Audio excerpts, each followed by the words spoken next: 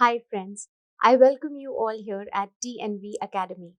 In this session, we are going to talk about an international standard ISO 37001 2016.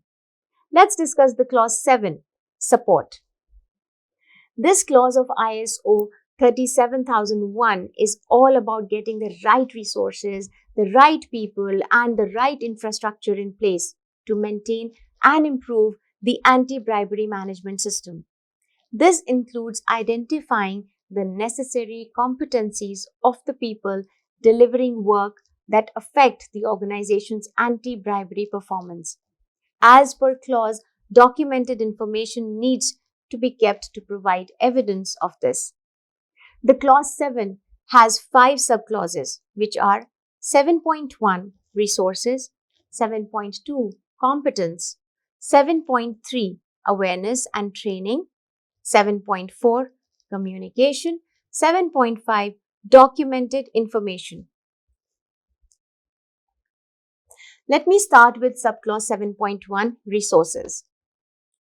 The subclause 7.1 of ISO 37001 2016 states that the organization must determine and provide the resources needed for the establishment, implementation, maintenance, and continual improvement of the anti-bribery management system. As per the clause 7.1, the requirements are to check that organization has identified which resources it needs to make available in order to ensure the effective operation of the ABMS. Resources will often include raw materials, infrastructure, finance, personnel, and ICT, all of which can be either internally or externally provided. Having sufficient resources is vital to ensure service conformity and satisfy the customer requirements. Example, having adequate workforces, finance, and equipment to ensure timely delivery of services. Many organizations run into ABMS non-conformities as a result of insufficient or improper use of resources. The organization should identify the internal and external resources that are needed for the achievement of the organization's objectives in the short and long term. The organization's policies and methods for resource management should be consistent with its strategy. As part of its strategy planning, top management must decide what resources it must develop, acquire, or outsource to be competitive. Due to the ever-changing dynamics of the business environment, these resources and competitive advantages must be constantly upgraded or altered to enable your organization to maintain its competitive advantage relative to other firms. To ensure that resources such as equipment, infrastructural facilities, materials, knowledge, finance, and workers are used effectively and efficiently, it is necessary to have ABMS processes in place to provide, allocate, monitor, evaluate, optimize, maintain, and protect those resources. Auditors may look at the budget to check that some funding has been allocated to the ABMS, but they might dig deeper, checking if the organization has really identified all types of resources required and that it has taken action to ensure that those resources are available as needed. Under this clause 7.1, it is also recommended to read Annexure A.7 for further guidance. Coming to subclause 7.2, competence.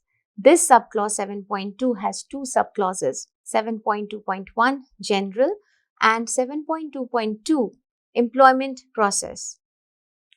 Competence defines the guidelines that must be followed by all staff in order to be considered competent of the requirements. In other words, this procedure ensures that all employees are performing to their best ability in their specific areas of expertise. We shall discuss about 7.2.1 general now. According to the subclause 7.2.1 general, standard specifies that the organization must determine the necessary competence of person or persons doing work under its control that affects its anti-bribery performance, and to ensure that these persons are competent on the basis of appropriate education, training, or experience. As per Clause 7.2.1, the organization must take actions to acquire and maintain the necessary competence and evaluate the effectiveness of the actions taken where applicable. To meet the requirement of the standard, it is specified under this subclause 7.2.1 that the organization must retain appropriate documented information as evidence of competence.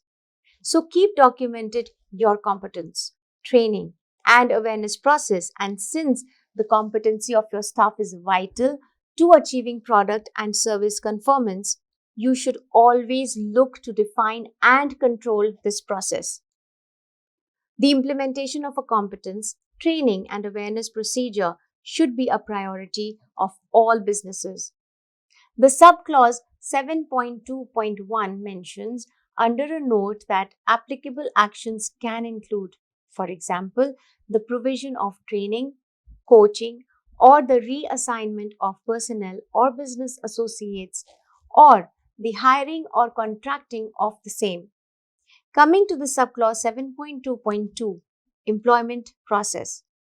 Clause 7.2.2 says that in relation to all of its personnel, the organization must implement procedures such that conditions of employment require personnel to comply with the anti-bribery policy and anti-bribery management system, and give the organization the right to discipline personnel in the event of non-compliance.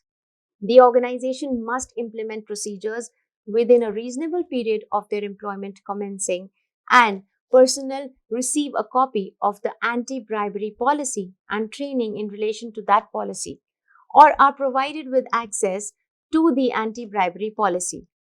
Subclause 7.2.2 states that the organization must have procedures which enable them to take appropriate disciplinary action against personnel who violate the anti-bribery policy or anti-bribery management system. This clause says that the personnel will not suffer retaliation, discrimination, or disciplinary action, example by threats, isolation, demotion, preventing advancement, transfer, dismissal, bullying, victimization, or other forms of harassment, for refusing to participate in or turning down any activity in respect of which they have reasonably judged there to be a more than low risk of bribery that has not been mitigated by the organization. The concerns raised or reports made in good faith or on the basis of a reasonable belief of attempted, actual, or suspected bribery or violation of the anti-bribery policy or the anti-bribery management system, except where the individual participated in the violation. As per 7.2.2.2, it is stated in standard that in relation to all positions which are exposed to more than low bribery risk, as determined in the bribery risk management described under subclause 4.5, and to the anti-bribery compliance function, the organization must implement procedures which provide that due diligence as specified under subclause 8.2 is conducted on persons before they are employed and on personnel before they are transferred or promoted by the organization, to ascertain as far as is reasonable that it is appropriate to employ or redeploy them, and that it is reasonable to believe that they will comply with the anti-bribery policy and anti-bribery management system requirements. Subclause 7.2.2.2 also specifies that performance bonuses, performance targets, and other incentivizing elements of remuneration are reviewed periodically to verify that there are reasonable safeguards in place to prevent them from encouraging bribery. According to this clause, such personnel, top management, and the governing body, if any, file a declaration at reasonable intervals proportionate with the identified bribery risk, confirming their compliance with the anti-bribery policy. At the end of clause 7.2.2.2, it has been stressed under note 1 that the anti-bribery compliance declaration can stand alone or be a component of a broader compliance declaration process. It is also a recommendation under note 2 to refer annexure A.8 for guidance. Now, coming to the subclause 7.3, Awareness and Training of ISO 37001-2016. This subclause 7.3, Awareness and Training of ISO 37001-2016, states that the organization must provide adequate and appropriate anti-bribery awareness and training to the personnel. Such training must address the appropriate issues, taking into account the results of the bribery risk assessment. It is also recommended here in clause to refer to subclause 4.5 for more information about risk assessment. Let me now talk about those appropriate issues which must be taken into account, the results of the bribery risk assessment. These are the organization's anti-bribery policy, procedures and anti-bribery management system, and their duty to comply, the bribery risk and the damage to them and the organization which can result from bribery, the circumstances in which bribery can occur in relation to their duties and how to recognize these circumstances, how to recognize and respond to solicitations or offers of briberies, how they can help prevent and avoid bribery and recognize key bribery risk indicators, their contribution to the effectiveness of the anti-bribery management system, including the benefits of improved anti-bribery performance and of reporting suspected bribery, the implications and potential consequences of not conforming with the anti-bribery management system requirements, how and to whom they are able to report any concerns. It is again a recommendation here in this subclause 7.3 to refer to subclause 8.9. Information on available training and resources. Clause 7.3 states that personnel must be provided with anti-bribery awareness and training on a regular basis at a planned interval determined by the organization. Anti-bribery awareness and training to personnel must be as appropriate to their roles, the risks of bribery to which they are exposed to, and any changing circumstances. The awareness and training programs must be periodically updated as necessary to reflect the relevant new information. Subclause 7.3 of ISO 37001-2016 says that taking into account the bribery risks identified, which is described under subclause 4.5, the organization must also implement procedures addressing to anti-bribery awareness and training for business associates acting on its behalf or for its benefit and which could pose more than a low bribery risk to the organization. These procedures must identify the business associates for which such awareness and training is necessary, its content, and the means by which the training shall be provided. Further, to meet the mandatory documentation requirements, the subclause 7.3 specifies that the organization must retain documented information on the training procedures, the content of the training, and when and to whom it was provided. Finally, under this subclause 7.3, it is stressed under note 1 that the awareness and training requirements for business associates can be communicated through contractual or similar requirements and be implemented by the organization, the business associate, or by other parties appointed for that purpose. At the end of the subclause 7.3 under note 2, it is recommended by the standard to study annexure A.9 for further guidance. Let's talk about subclause 7.4 communication. According to subclause 7.4.1, the organization must establish, implement, and maintain the processes needed for internal and external communications relevant to the anti-bribery management system. The organization must determine what it will communicate, when to communicate, with whom to communicate, and how to communicate, and who will be responsible for the communication along with the languages in which communication is to be done. While establishing its communication processes, the organization must take into account its compliance obligations and ensure that anti-bribery management information communicated is steady with information generated within the anti-bribery management system and is reliable. The organization must respond to relevant communication on its anti-bribery management system. As appropriate, the organization must retain documented information as evidence of its communication. Clause 7.4 communication refers to all types of communications, both internal and external, to the organization.